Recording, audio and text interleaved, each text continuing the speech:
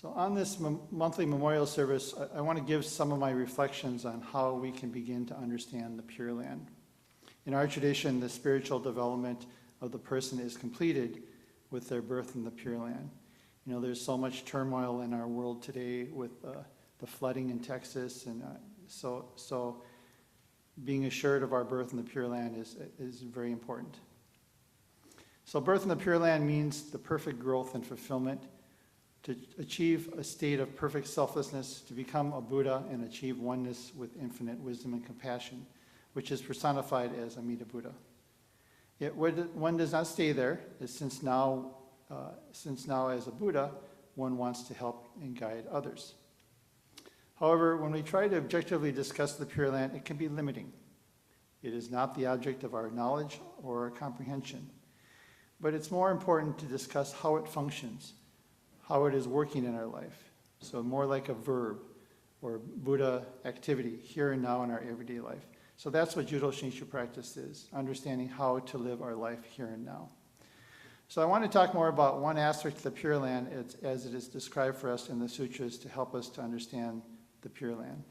In the Amida Sutra, one of the three foundational sutras in the Judo Shinshu tradition, the Buddha is describing the qualities of the Pure Land to one of his disciples, Sariputra. So please join me in Gassho as I read this passage. Sariputra, in that Buddha land, when the gentle breeze begins to blow, causing the rayed jewel trees and decorative jewels nets to stir, they produce subtle, harmonious sounds. It is as if 100,000 musical instruments were being played simultaneously. Everyone who hears the sounds becomes spontaneously mindful of the Buddha, the Dharma, and the Sangha. Sariputra, that Buddha land is filled with such splendor and adornments. Namo Amida Butsu. Now, this explanation of the Pure Land says that the natural sounds in the Pure Land are harmonious as if 100,000 musical instruments are being played simultaneously, causing those to hear it to be mindful of the Buddha, Dharma, and Sangha. So this should not be understood literally. It's more important to understand what it means. Now, for 100,000 instruments to play harmoniously would be quite a feat. It would require everyone to understand they are part of something bigger. If they were all self-centered soloists trying to show off, it would be chaotic.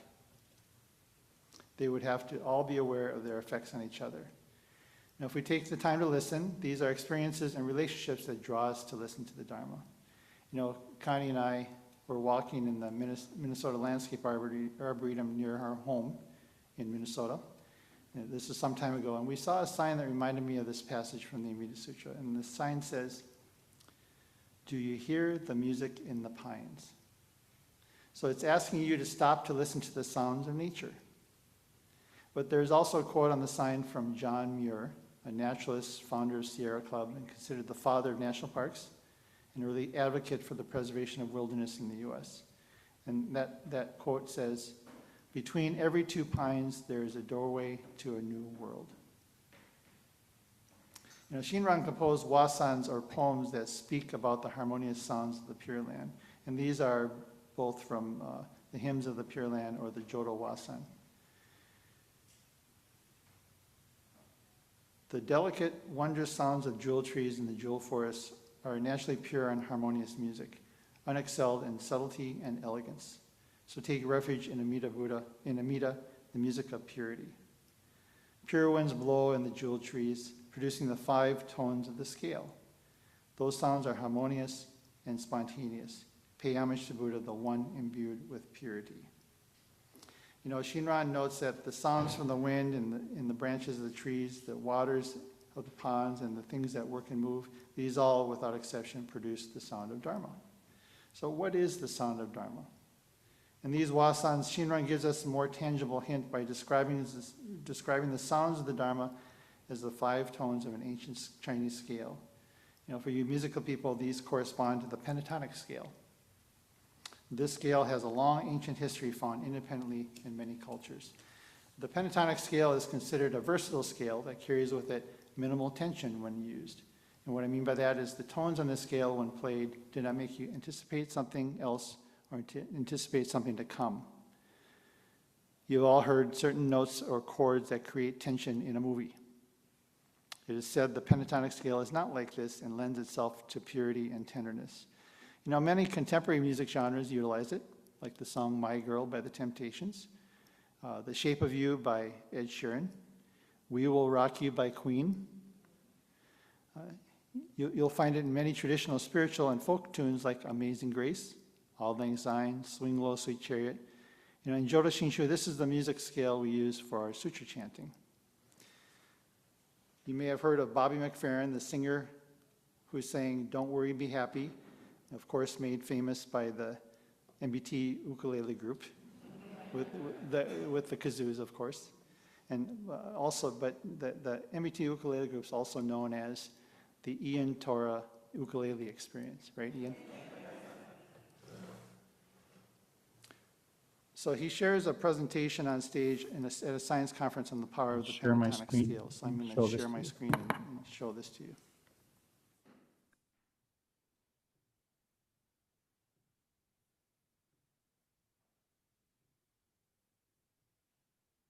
Talking about expectations? Expectations. Watch. Ba, ba.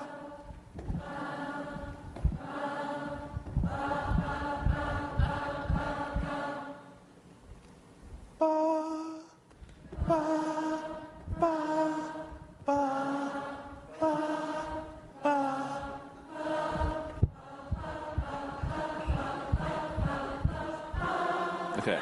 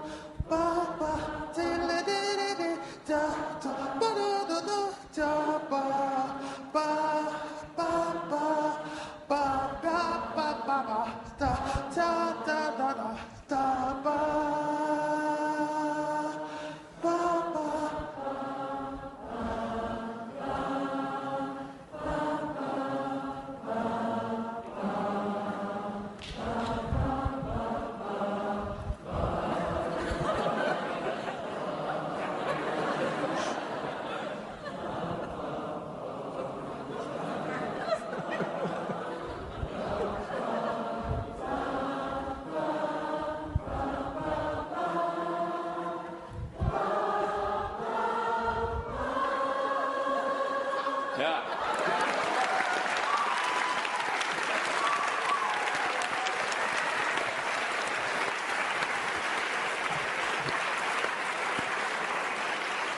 Now, what's interesting to me about that is, regardless of where I am, anywhere, every audience gets that.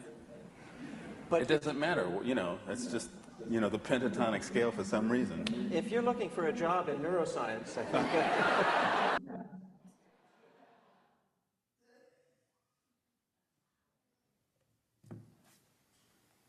You know, he's showing that humans have a natural universal appreciation and understanding of the pentatonic scale, and it can be reliably and naturally brought out. He shows that everyone automatically understands this scale no matter your musical background or lack of.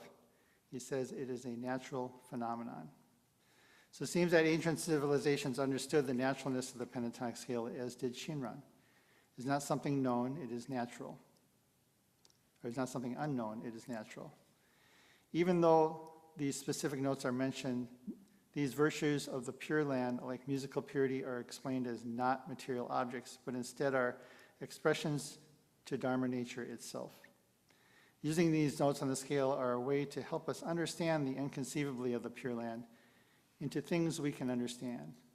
So I'd like to expand this thought to the sound of taiko as a sound that produces the Dharma, a sound that guides us to listen to the Dharma. So most of you probably know that MBT has a taiko group that was started by Reverend Ronnie Lane Miyamura in the late 70s. They are pioneers in the development of Buddhist taiko, which means they're both old, right? So I played for MBT taiko over 36 years ago, and when I moved back to Minneapolis, I played with the Twin Cities Sangha taiko group for 30 years. In the Twin Cities group, we were called Kogen Taiko, and it was a name that was given to us by my mother, and it came from the opening line of Sambutsuge. Well, you know, it's what we chant regularly. You might remember the sutra chant going as Kogen Gigi, meaning the bright shining face of the Buddha. And those of you who have heard taiko played know that you don't just passively listen to taiko. Listening to taiko is engaging in taiko. As an audience member, you take it in with your eyes, your ears, and your heart. It's a total body experience. I remember speaking to an audience member when we were playing long ago who said he recently had a heart attack and was worried listening to our group because it affected his whole body, literally, including his heart.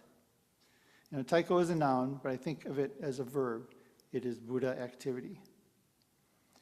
What do I mean when I say that the sound of taiko is a sound that produces the Dharma? You know, in Buddhist taiko, the drum is considered the voice of the Buddha. As a side note, as part of my MDiv thesis, I wrote about the Buddhist taiko. The drum is considered the voice of the Buddha. Its sound is the Dharma, or the teaching calling to us. For players, we learn about our ego self and the blind passions we carry. When you get on stage and play in front of hundreds of cheering audience members, it would be easy to develop inflated self-centered ego. Playing taiko is a means to listen to the primal vow of Amida Buddha. By doing so, the player is enabled to become conscious of their own ignorance and self-oriented inclinations, and through such awareness, naturally becoming gentle in word and deed in their efforts of minimizing their egoistic way of thinking. As a player, we know we are part of something bigger. We know that if we have self-centered thinking, it would not go well, like the passage from the MBT Sutra I started with. The sound of the taiko is the voice of the Buddha. It is the sound that facilitates transformative awareness for the player and listener. Taiko sound can be the vehicle that helps us to understand wisdom and compassion, which with each voicing, one is saying, I take refuge, and at the same time, the Buddha is calling to me as Namo Amida Butsu. When we watch taiko players play with their entire being, smile with not just their face, but with their entire body, we see the joy of the Dharma. It is a sentiment of gratitude coming from the heart and mind. It is an indescribable feeling that comes from the understanding of the source of our realizations within taiko. Shinran refers to this as the joy of Dharma music, the joy produced by wisdom arising from the love of the Buddha's virtue. You know, if we can accept that the sounds of the trees, the sounds of the water, the sounds of taiko, that they all produce the sounds of the Pure Land, sounds that guide us to listen to the Dharma, we can have a greater appreciation of all the sounds around us. So please join me in Gasho as I close by reading a passage from Rev Tsuchiya where he reminds us that the Dharma speaks to us through the sounds of the word. I think you've had this reading in the past. Listen to the voice of the Dharma. Listen to the birds singing in the morning and the roar of the waves on the beach. Listen to the rain on the roof and the snow falling in the fields. The Dharma speaks to us through the sounds of the world, forcefully and eloquently and beautifully. It speaks of the unending change around us, the immutable truth of interdependence, and the peace of nature. Do we have the ears to hear and listen? Listen to the Nembutsu and the Hondo. Listen to the noble science of the Buddha. Namo Amida Butsu. Thank you.